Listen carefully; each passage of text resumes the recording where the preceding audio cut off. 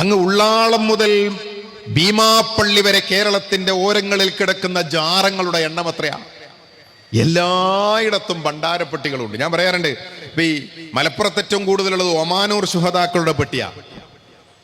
എന്താണെന്നറിയില്ല. അങ്ങനെ ഓരോരുത്തരും ഓരോ ഇടത്തും ഓരോ പെട്ടികളുണ്ട്. ഇതിലേക്കൊക്കെ പൈസ കൊടുക്കുന്ന ആൾക്കാരെ കാണല്ലേ ഞങ്ങള്. അപ്പൊ ഞങ്ങൾ വയനാട്ടിലേക്ക് പോകുമ്പോൾ ഒടുങ്ങാക്കാട് മക്കാമയിലേക്ക് ബസ്സിൽ നിന്ന് പൈസ എറിയും. ആ പൈസ എടുത്തു കൊടുക്കാൻ പ്രത്യേകം ആളവിടെ ഉണ്ടാവും. അത് മിക്കവാറും ജാറങ്ങളിൽ ഇങ്ങനെ ആളെ നിർത്തിയിട്ടുണ്ടാവും.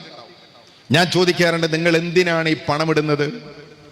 അടുത്തിരിക്കുന്ന സുഹൃത്താണെങ്കിൽ നിങ്ങൾ എന്തിനാണ് ആ പൈസ എറിഞ്ഞു കൊടുത്തത്? അത് ഒരു നേർച്ചുണ്ട്, അല്ലെങ്കിൽ അടുത്ത ആഴ്ച ഒരു പരീക്ഷ ഉണ്ട്, മോൾക്ക് ഗർഭമാണ്, പ്രസവമുണ്ട്, അല്ലെങ്കിൽ വിസക്ക് കൊടുത്തിട്ടുണ്ട്, കിട്ടാനുണ്ട് അല്ലേ? ഇതാണ് നമ്മുടെ നാട്ടിൽ ആളുകൾ പണം കൊടുക്കുന്നതിന്റെ ലക്ഷ്യങ്ങൾ. ഞാൻ ചോദിക്കാറുണ്ട്, പ്രിയപ്പെട്ടവരെ, അള്ളാഹ് എന്താ ഇവർ മനസ്സിലാക്കിയത്?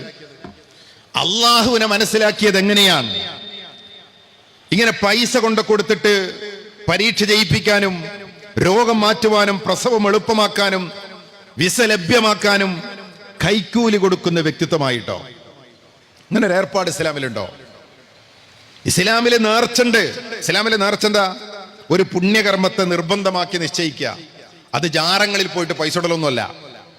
ഞാൻ ചോദിക്കാറുണ്ട്, ഞാനൊരു പാവപ്പെട്ടവനാണെന്ന് വിചാരിക്ക്, എന്റെ കയ്യിൽ എറിഞ്ഞു കൊടുക്കാനുള്ള നാണയത്തുട്ടുകളില്ല, എന്റെ കയ്യിൽ ഭണ്ഡാരപ്പെട്ടികളിടാനുള്ള പൈസ ഇല്ല, ഞാനൊരു ദരിദ്രനായി പോയി എന്നതുകൊണ്ട് എനിക്ക് ആഗ്രഹങ്ങളില്ലാതില്ല. ഒരുപാട് ആഗ്രഹങ്ങളുണ്ട്. എന്റെ രോഗം മാറണം, എന്റെ ദാമ്പത്യത്തിൽ കുട്ടികളെ കിട്ടണം, എഴുതാൻ പോകുന്ന പരീക്ഷ ജയിക്കണം, എന്റെ അടുത്ത ബന്ധുക്കളുടെയോ എന്റെ സ്ത്രീകളുടെയോ പ്രസവങ്ങൾ എളുപ്പമാകണം, ഞാൻ സഞ്ചരിക്കുന്ന യാത്രാവാഹനം അപകടം കൂടാതെ ലക്ഷ്യസ്ഥാനത്തെത്തണം.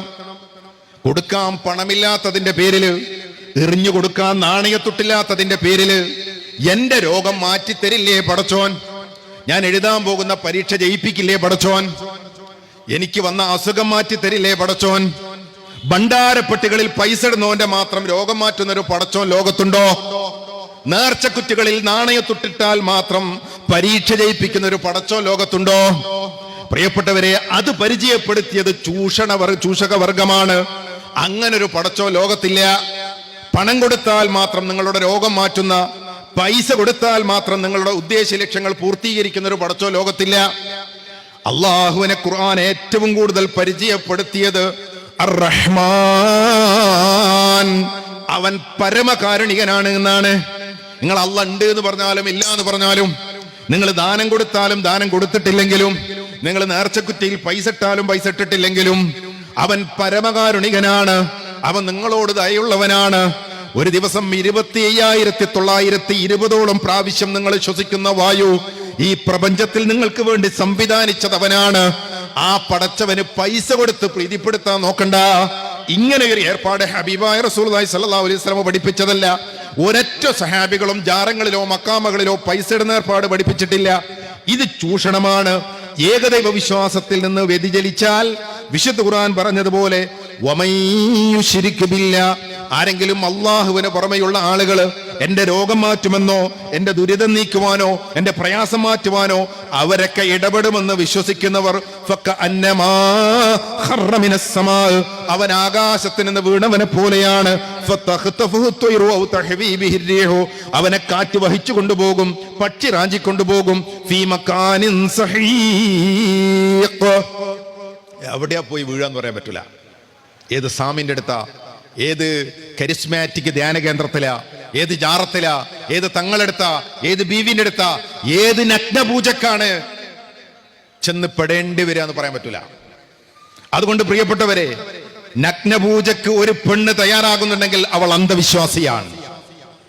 ജാറങ്ങളിലും മക്കാമകളിലും പണമിട്ടും ജീവിച്ചിരിക്കുന്ന തങ്ങളടുത്തേക്കും ഔലിയാക്കളടുത്തേക്കും പോയി മാനം നഷ്ടപ്പെടുന്ന പെണ്ണുങ്ങൾ എത്രയാ?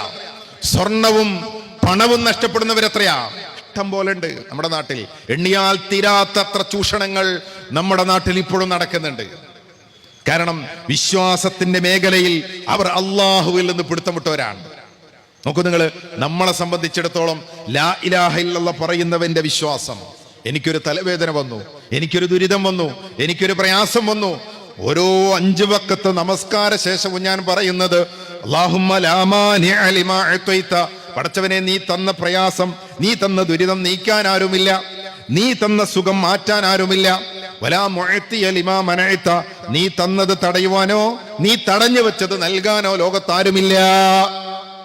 അവന് സ്വസ്ഥാണ്. അവന് പറയേണ്ടവനോട് പറഞ്ഞു കഴിഞ്ഞാൽ വീട്ടിൽ സമാധാനമായിട്ടിരിക്കാം. മറ്റോൻ എത്ര ആൾക്കാരാ? മടവൂര് പോയി വന്നു, പ്രശ്നം പരിഹരിച്ചില്ല. മമ്പറത്ത് പോയി വന്നു, പ്രശ്നം പരിഹരിച്ചില്ല. പുത്തമ്പള്ളി പോയി വന്നു, പ്രശ്നം പരിഹരിച്ചില്ല. പിന്നെ ഉത്തരേന്ത്യയിലേക്ക് ഒരു സിയാറത്ത് ടൂറാണ്. ആരാ പരിഹരിക്കാൻ അറിയില്ലല്ലോ. ഏർവാടയിൽ 100 കണക്കിന് ജാറുണ്ട്. അവരാരെങ്കിലും പരിഹരിച്ചാലോ? അങ്ങനെ പണം പോകുന്നു, മാനം പോകുന്നു, ജീവിതം പോകുന്നു, സമയം പോകുന്നു. നഷ്ടങ്ങൾ മാത്രമായിരിക്കും പ്രിയപ്പെട്ടവരെ തൗഹീദിൽ നിന്ന് പിടുത്തമിട്ടാലുണ്ടാകുക.